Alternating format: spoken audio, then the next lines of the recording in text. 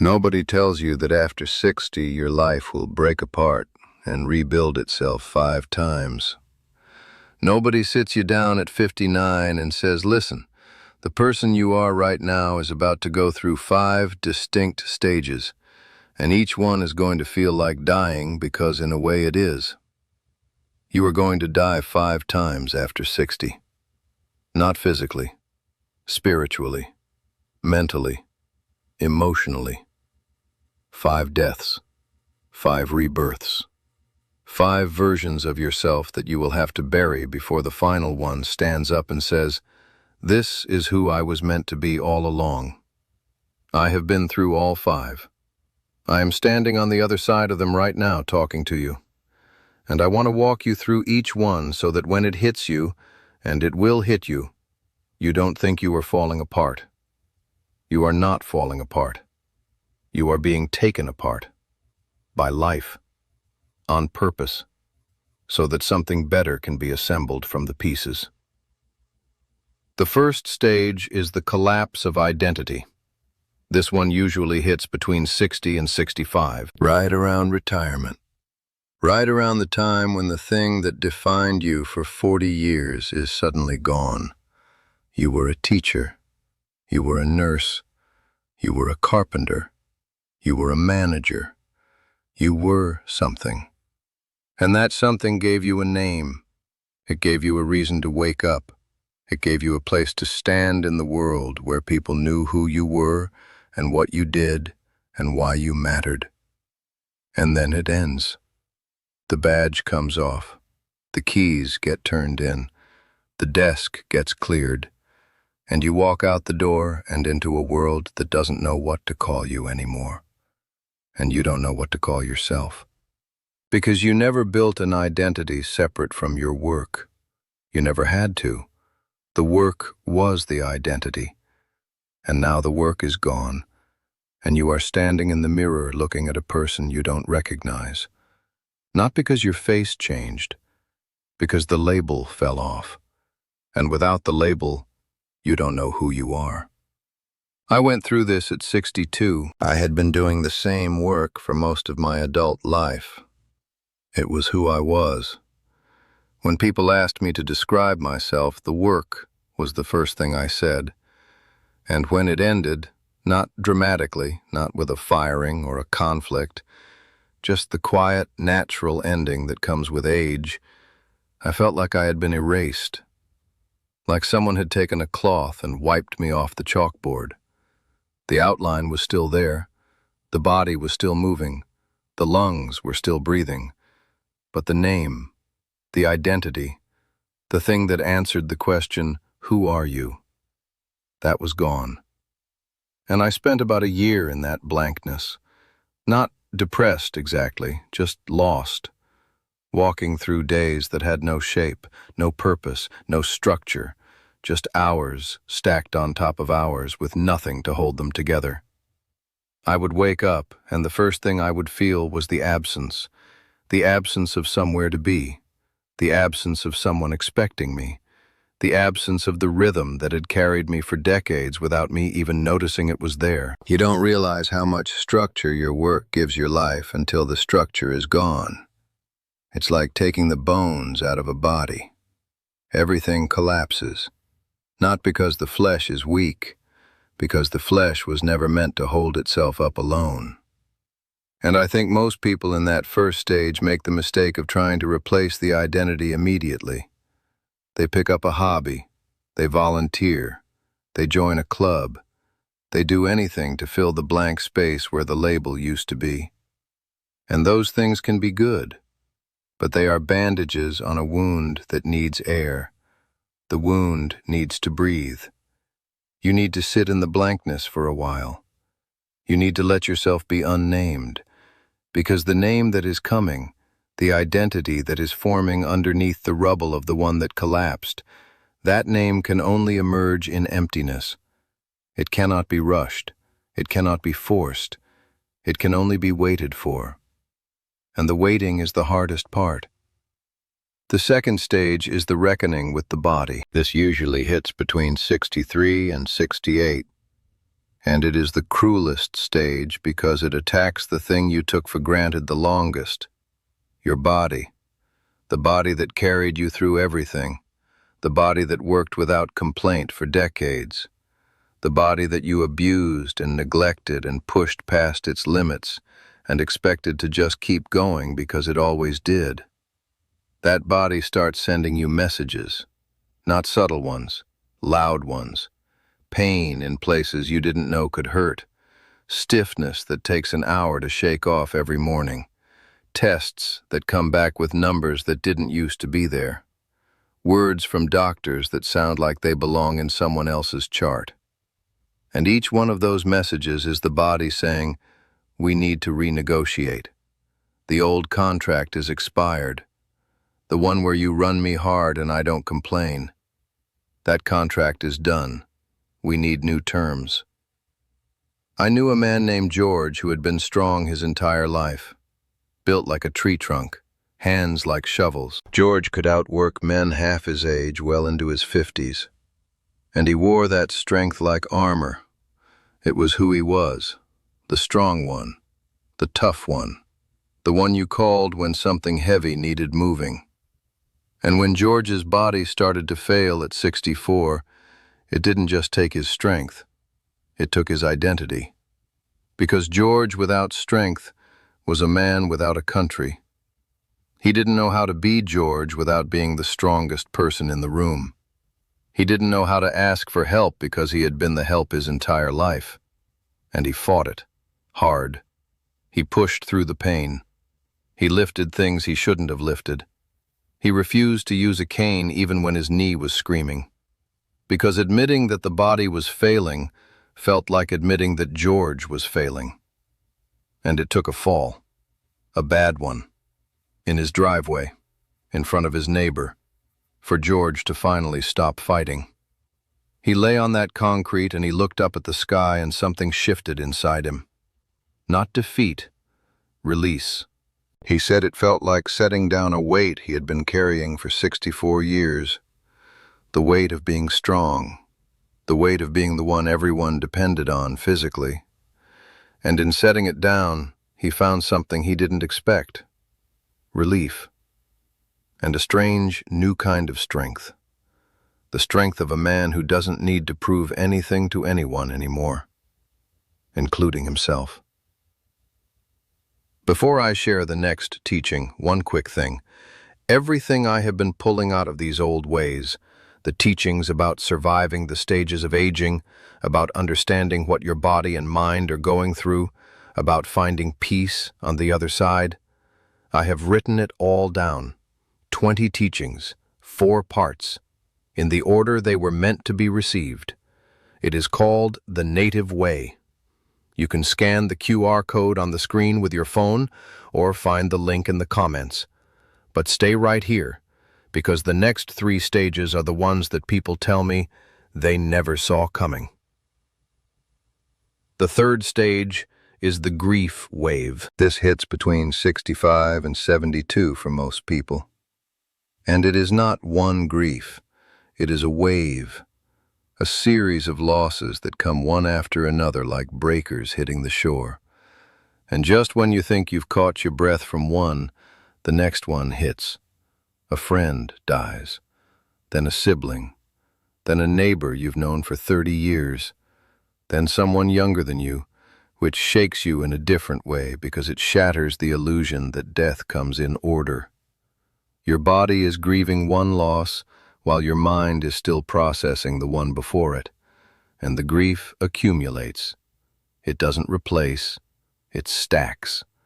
Layer on top of layer on top of layer until you are carrying the weight of every person you have ever lost simultaneously. And the world expects you to handle it. The world gives you 3 days of sympathy and a casserole, and then expects you to move on. But you can't move on because the next funeral is already on the calendar, and the one after that, and the one after that. This is the stage where I see the most people get stuck, not because they are weak, because the grief is relentless. It doesn't give you time to process one loss before delivering the next. And the tools that the modern world offers for grief are pathetic. Talk about it, journal about it, see a therapist.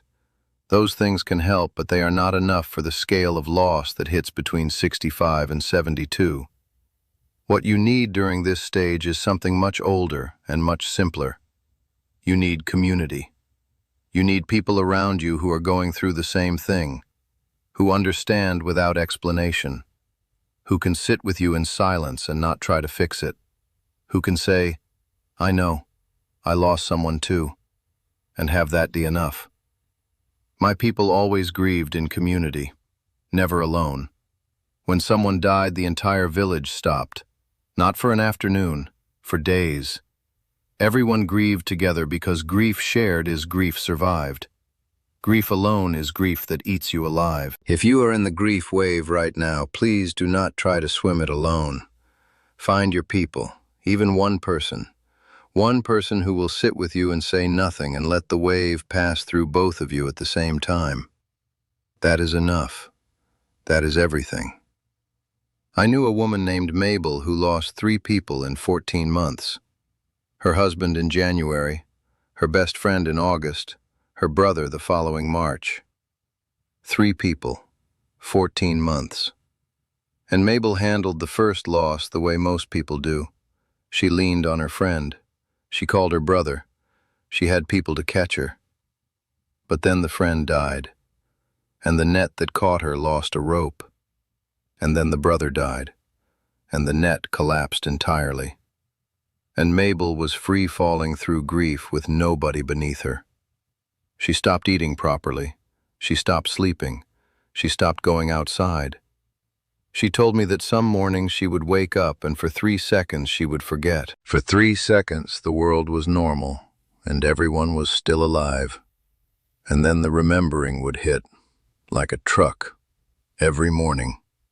3 seconds of peace, followed by the full weight of 3 losses landing on her chest at once.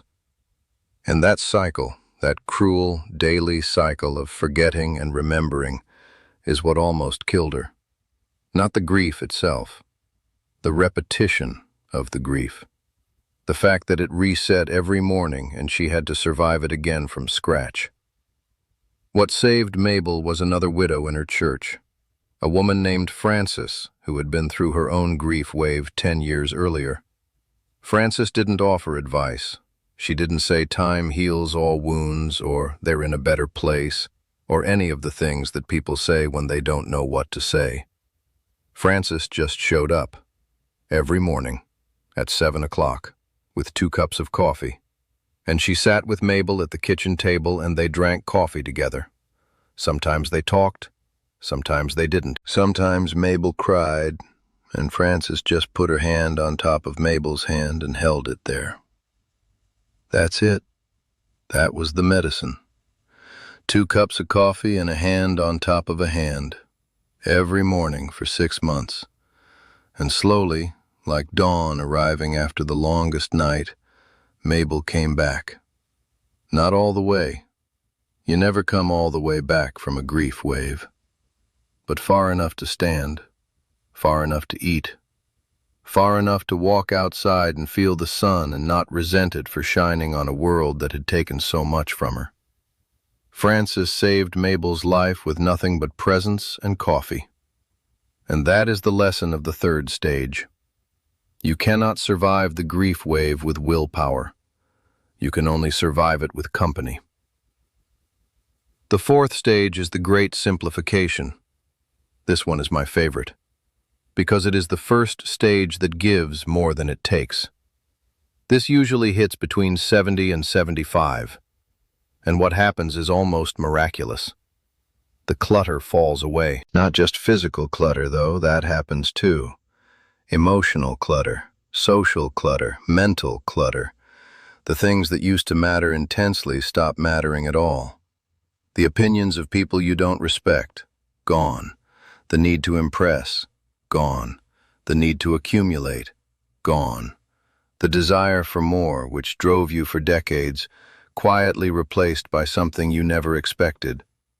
The desire for less noise, less obligation, less performance, less stuff, less everything except the things that actually feed your soul. And those things, you discover, are very few. A good meal eaten slowly, a conversation with someone who actually listens, the sound of rain on the roof, the feeling of sun on your face, a book that makes you think, a grandchild's laugh, a cup of coffee in a quiet house in the early morning before the world wakes up. These things, which you walked past 1,000 times in your 30s and 40s and 50s, because you were too busy chasing bigger things, these become the entire point, the whole reason for living, and you realize that they were always the point. You just couldn't see them because your hands were too full of things that didn't matter. My grandmother reached this stage early.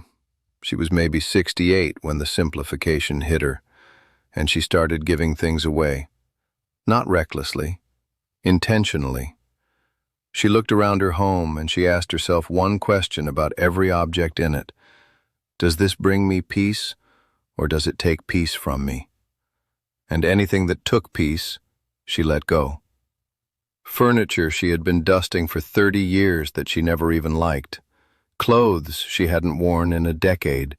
Dishes she kept because someone important had given them to her even though she didn't need them.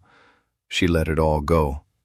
And with each thing she released, she said her house got lighter, not physically, spiritually. Like the walls were exhaling, like the rooms were breathing for the first time in years. And by the time she was done, her home was nearly empty by most people's standards, but she said it was the fullest her home had ever been, because it was full of space. And space, she told me, is what peace needs to live. Clutter chokes it, noise drowns it, obligations smother it, but space, real, open, uncluttered space, that is where peace sits down and stays. The fifth stage, the final one. This is the stage that most people never reach because they get stuck in one of the first four. But the ones who make it through, the ones who survive the identity collapse and the body reckoning and the grief wave and the great simplification, they arrive at something that I can only describe as freedom. Not freedom from responsibility, freedom from pretending, freedom from the exhausting performance of being someone you're not, freedom from caring what the world thinks, freedom from the past, freedom from regret, freedom from the fear of the future, a total, complete, bone-deep freedom that is only available to people who have been broken open enough times that there is nothing left to protect. And when there is nothing left to protect, there is nothing left to fear. And when there is nothing left to fear, you are free. For the first time in your entire life, you are completely free. I am in the fifth stage now, and I want to tell you what it feels like. It feels like standing on a mountain after climbing for 70 years and finally being able to see the whole landscape. All of it. The valleys you walked through, the rivers you crossed, the storms you survived, the people you loved and loved again, the mistakes you made and the wisdom you built from the rubble of those mistakes. All of it visible, all of it connected, all of it making a pattern that you couldn't see from below, but is perfectly clear from up here. And the pattern is beautiful. Not perfect, beautiful. The way a scar is beautiful when you know the story behind it. The way a crooked tree is beautiful because the wind shaped it into something no straight tree could ever be. I want to tell you what the fifth stage looks like on a Tuesday morning, because people think freedom is dramatic. They think it looks like a man standing on a cliff with his arms spread wide. But it doesn't look like that. It looks like this. I wake up. I don't set an alarm. I wake up when my body says, wake up. I lie there for a minute and I listen to the house, the sounds it makes when nobody is demanding anything from it, the settling of the wood, the ticking of the clock that my wife bought 30 years ago, the birds outside that have been singing the same song since before I was born and will keep singing long after I'm gone, and I feel something that I never felt in any of the other stages: contentment, not happiness. Happiness comes and goes like weather. Contentment is the ground. It's underneath everything. It doesn't depend on what happens today. It doesn't need good news or company or entertainment. It just exists, like the earth exists, quietly, permanently, holding everything up without asking for credit. I get up, I make coffee, I sit in my chair by the window, and I watch the light change. That's it. That is what freedom looks like on a Tuesday morning. A man in a chair with a cup of coffee, watching the light change. And that man is more at peace than he has ever been in his entire life. More at peace than when he got married. More at peace than when his children were born. More at peace than when he achieved anything the world would call success.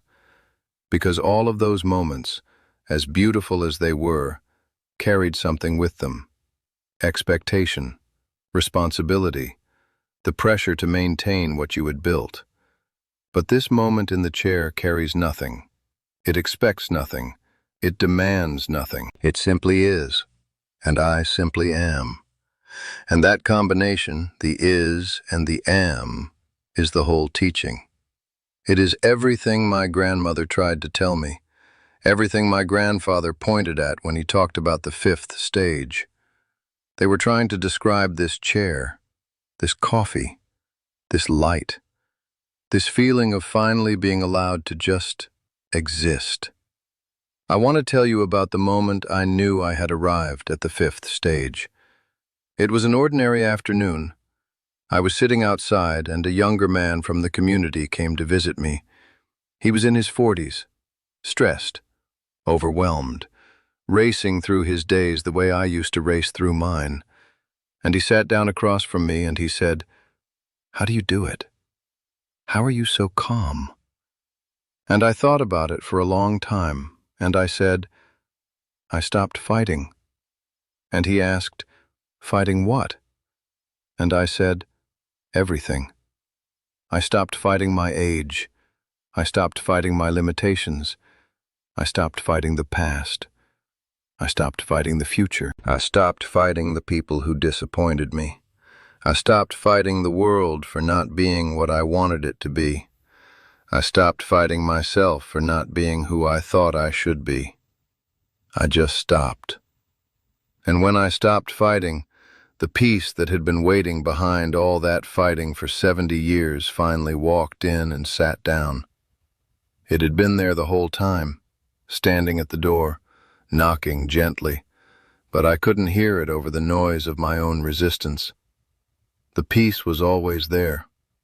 I was just too busy fighting to let it in. My grandfather told me about the fifth stage when I was too young to understand it. He said, "One day you will stop wanting to be anyone other than who you are.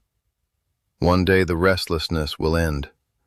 One day you will wake up, and the first thought in your mind will not be, 'What do I need to do today?' It will be, 'I am here,' and that will be enough." I thought he was describing laziness. I thought he was describing giving up, but he wasn't. He was describing arrival. The arrival that only happens after you have walked through every stage, every death, every rebirth, every loss and every simplification and every breaking apart. He was describing the reward for surviving it all. And the reward is not a trophy, it is not wealth, it is not applause. The reward is stillness. The reward is knowing who you are and being at peace with it, finally, completely, without apology. That is the fifth stage, and it is worth every single thing you went through to get there. If what you heard today stayed with you, the book is there, The Native Way, 20 teachings, 100 pages, written the way I would speak to you if we were sitting together. Scan the QR code on the screen with your phone or find the link in the comments. Read one chapter. Sit with it.